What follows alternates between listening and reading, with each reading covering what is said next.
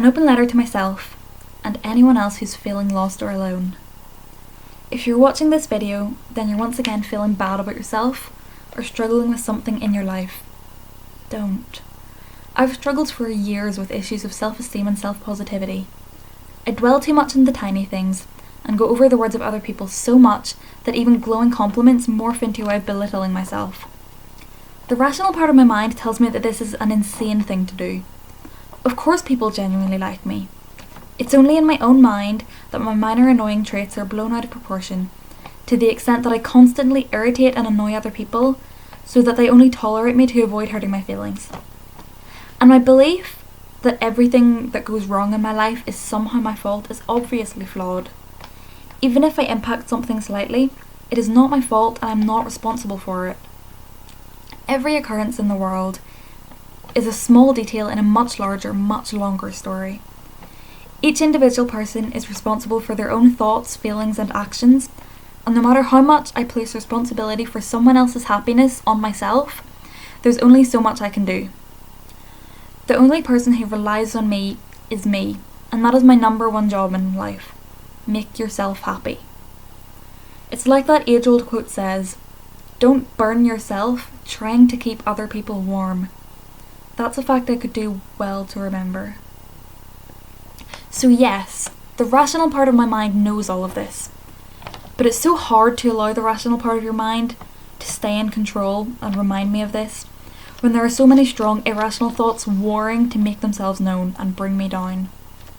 The psychology student in me right now is thinking of the age-old System 1 versus System 2 thinking debate. Daniel Kahneman has a lot to answer for. But that's a matter for a different day.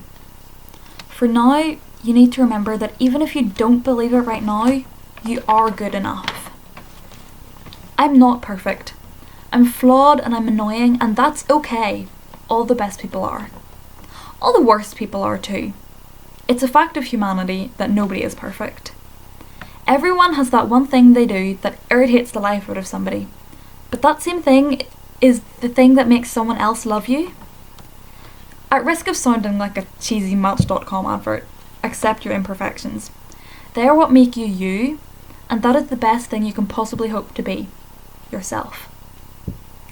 I'm slowly but surely coming to accept the fact that I will never please everyone. I'm not the best person in the world. I don't play sports. I obsess over films and television shows, and let's face it, I have a downright unhealthy obsession with Nutella. I'm not the best singer in the world. I'm not the best baker in the world. I'm good at these things, but I'll never be the best. And that's okay, because I am the best at being me. I'm the best version of myself, and really that's the best thing I can possibly hope to be. And you're the best version of yourself too. So stay strong. You're powerful and beautiful and capable of doing so much good in the world. Remember that you're amazing and so loved. Most of all, remember that even if you don't think it right now, you're doing great. Stop beating yourself up because of the little things. And remember all the big things you do that are absolutely amazing. And all the things that you have in your future to do. Chin up, because you're pretty damn amazing. So this is me, signing off. And most importantly, this is me telling you to love yourself, because I love you and everyone else loves you too. Stop beating yourself up for things you cannot change and that aren't your fault. And remember that even if you seem to be at the darkest point right now, everything can only get better. And once it does, you'll be so happy that you carried on, because life can be absolutely incredible and it's just waiting for you to live it.